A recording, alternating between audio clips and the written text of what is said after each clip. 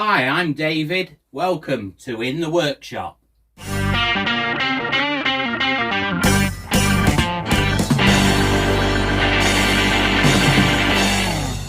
Let's see what we can get done this afternoon.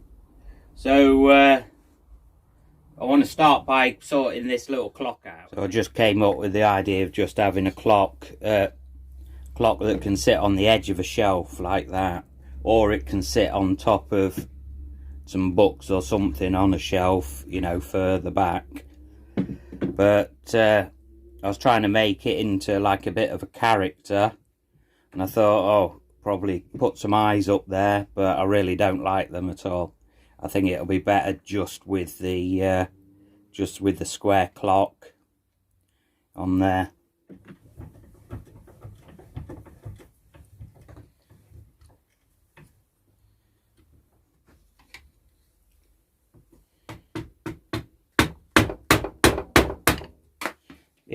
That's one.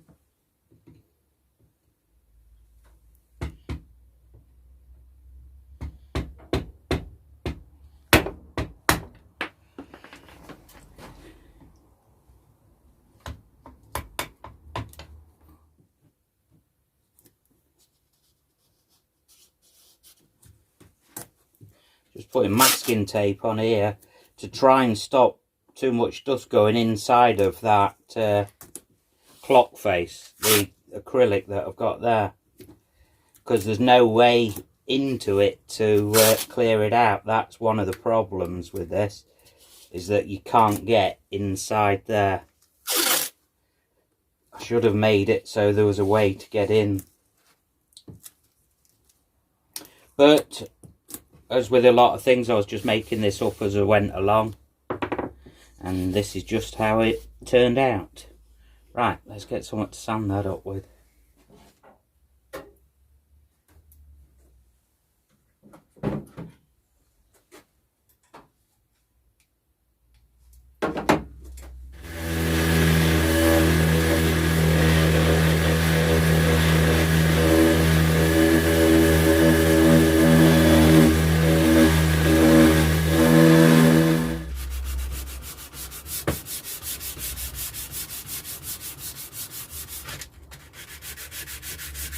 Right, just before I apply finish to this, I just want to make these look a bit more sort of hand-like.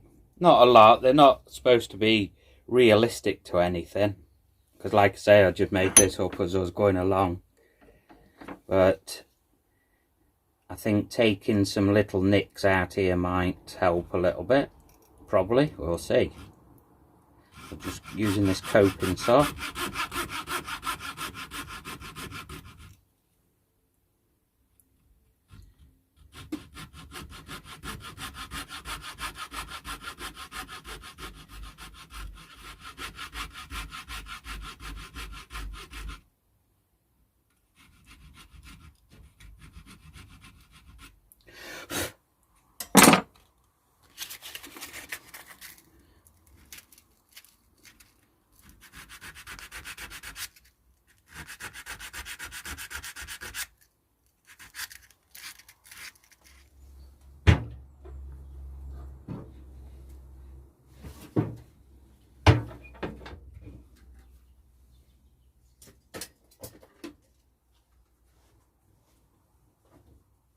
There we go. I'm happier with it plain like this now. So yeah, it's as they sometimes say, less is more. I just like it. It was just one of them things that's been niggling at me. So yeah, if you're wondering, these have got, what I did was thread them. They've got strong string stuff going through there. So it's all fixed there, but these bottom bits can move a bit to sit like that, so they're like hanging onto the shelf or whatever. But as I say, I made it just to go on the edge of a shelf like that, or you can sit something on there, or a book or something, and it can sit on top of the book. But yeah, right, I'm glad I got that done. So let's sort this out. This is what I want to do next, this router table. So quite a while ago I was given this router table, but what I need to do to it is sort out trying to fit my big router onto it. That's if I can. We're going to find out now. So we'll stick the router on there, and I was wondering if we can sort out a lift on it as well to sort of do fine adjustments on the height. Got this router lift. This is off eBay, but I'll put a link to my video of upgrading a cheap router table. I'll stick it in the top here. But the lift that I used for that is much better quality than this, even though they were the same price. So really you need to look at the pictures, but then the photos that are on eBay, sometimes they don't give you exactly the same thing as the photo, but the quality of this is rubbish compared to that other one. It's really a bit naff. If I needed to, I might swap the other one into this. If I need to, I'll find out, but I'll use this for a start.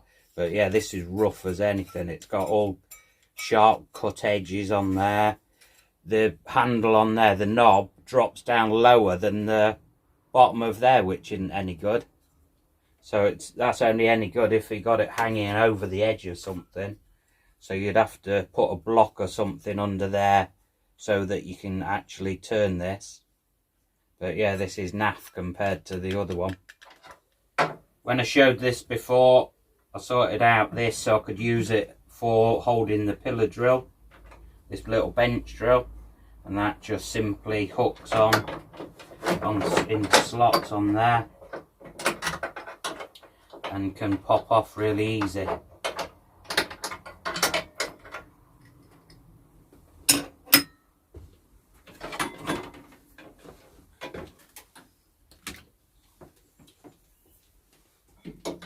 Right, we'll shift this and we'll get out the monster router.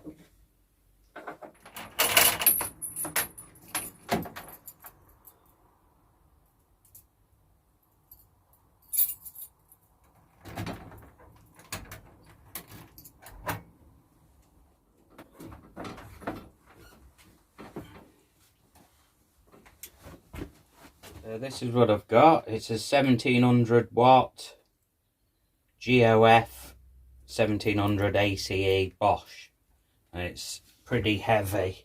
It's a hefty machine. I've had it a long time now, but because I don't use it very often because of the size of it, it'd be good to have it fitted to here to make this more like, you know, like a little spindle moulder. So let's see if we can get it on.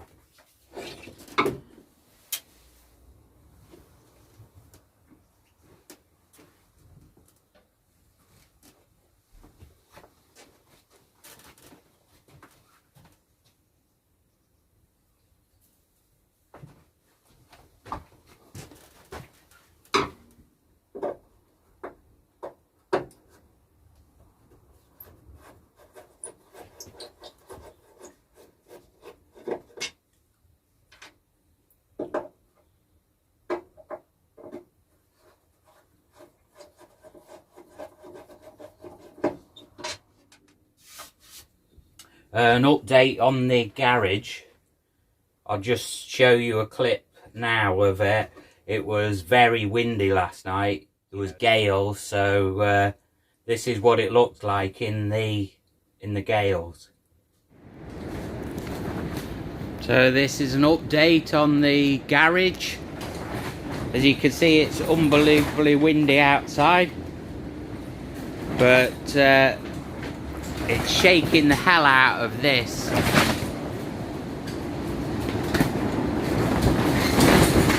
So look, you can see it's trying to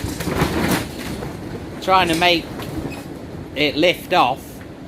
I'm just going and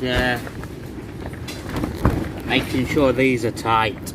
So these wires are tight there, which are holding the anchors down at the bottom. But yeah, it's shaking like merry hell. You can see the back panel.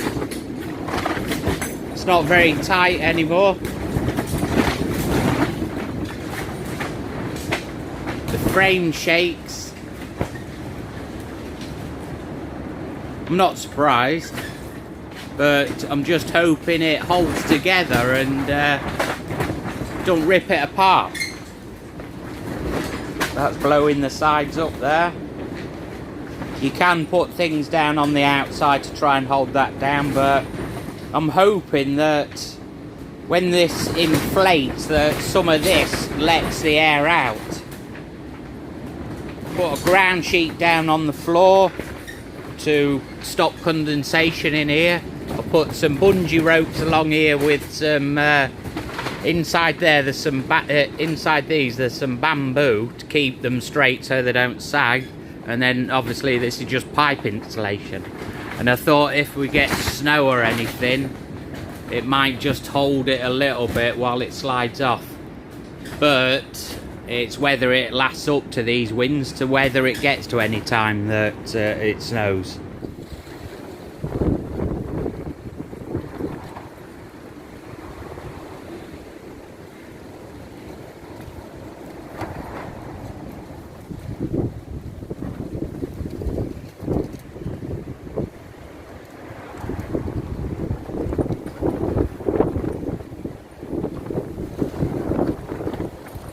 So yeah, that's the instant garage I got off Clarke. So it's managed to last this morning. It's still in one piece, but we've got some more to come, I think, tonight. It's either tonight or tomorrow night. So we'll see if it withstands them. Hope so, for the kind of money you spend on them. So if I take the base plate off this router, I can use it to try and find the holes that I want to use on this router plate there. And if not, I can use it as a template to mark the holes of where I'm going to be fixing it. Well, none of the holes correspond to any of the holes on here, so I'm going to have to drill all four holes again. So I'll put some masking tape on there so I can mark through onto it, so I can see it. I'm going to have to keep this plate attached to the router as well. I can't keep this off because I need it to clear some parts that protrude on the base of the router.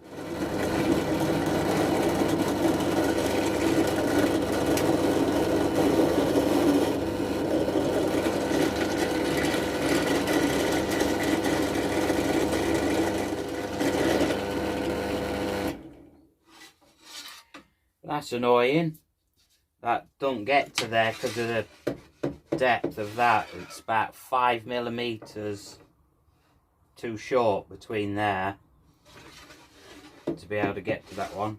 So I'll have to do them with a battery drill.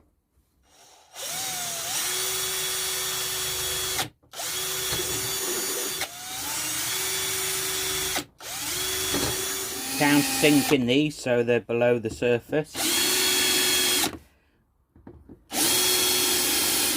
Luckily, I've found 4 machine screws.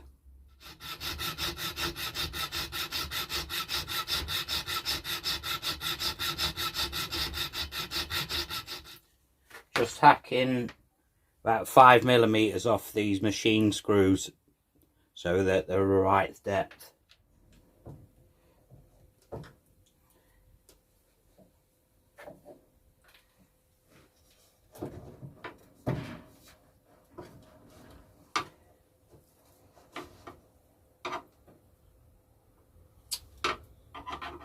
Good idea if I had the right screwdriver in my hand.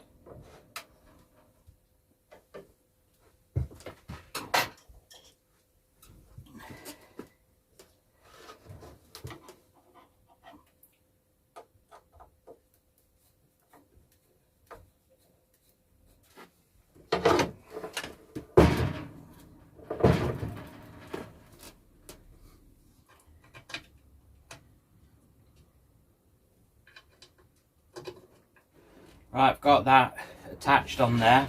What's going to be a little bit awkward with this one, with this router, is to adjust it, you need to hold that out, that lever. It's on a really strong spring. So you need to hold that out to adjust the height. So when that's under there, fitted that way round, I'll have to adjust the height on the, wherever it is. Oh, here.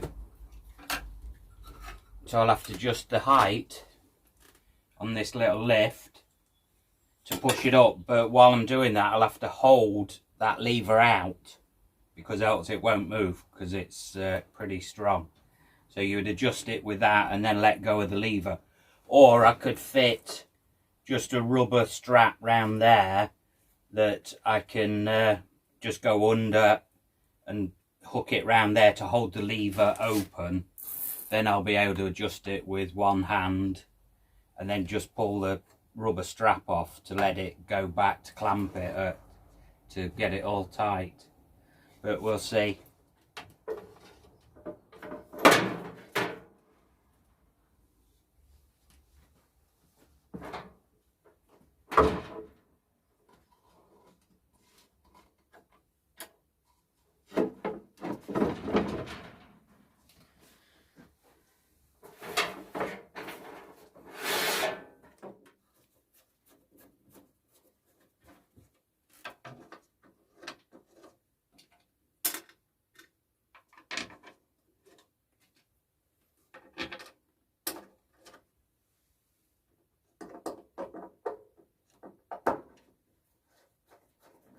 You don't want to get one of these. What I just did then was did it up because I think it's a bit rubbish, and then I crushed this, and you can squash it that hard that it just breaks the bar lock in there.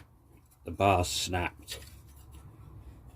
So this is complete rubbish. That's no good for anything.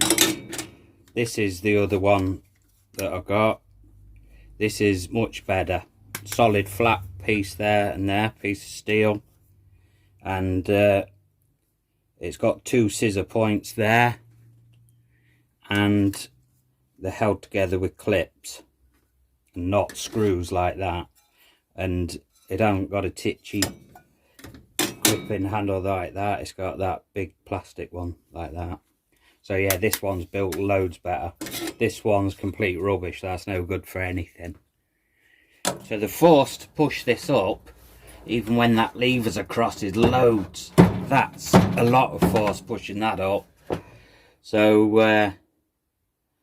yeah, I've just put WD-40 on, trying to make it slip easier. The grip that gripped on when you let go of the lever, that won't grip so good, but I'm not bothered because the lift would hold it in place at the right height anyway.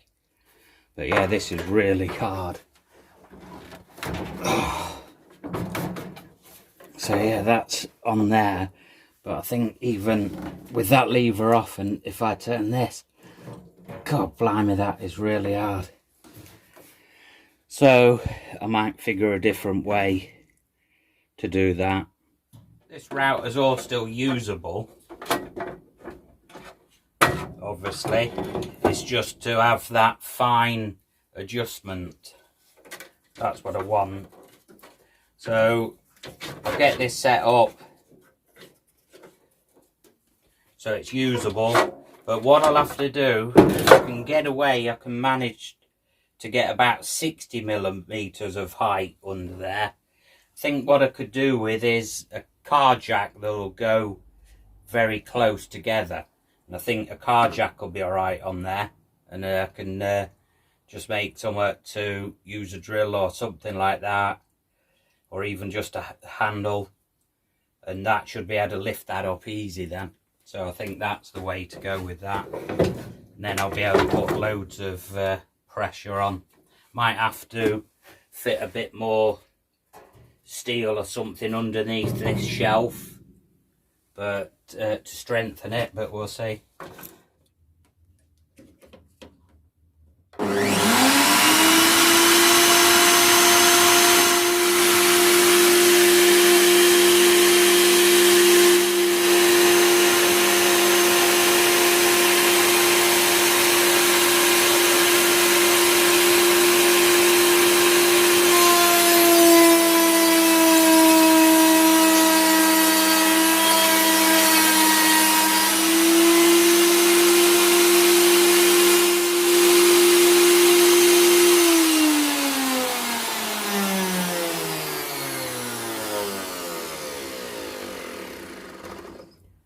spot the mistake.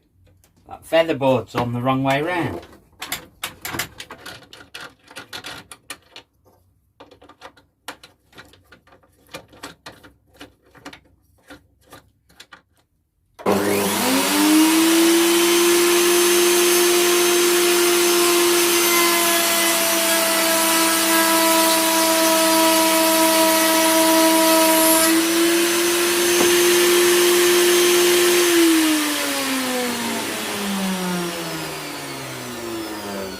That was just a piece of chipboard that I shoved through, but it's cutting a 3/4 inch trench in there. That's good. Well, that's it for today. I'm going to go inside and troll the internet, see if I can get a jack that goes that small to lift this router up. So if you like the video, if you could give it a thumbs up, that'd be great. And if you're not already subscribed, please consider subscribing. It'd be great to have you follow along. And I'll see you next time in the workshop.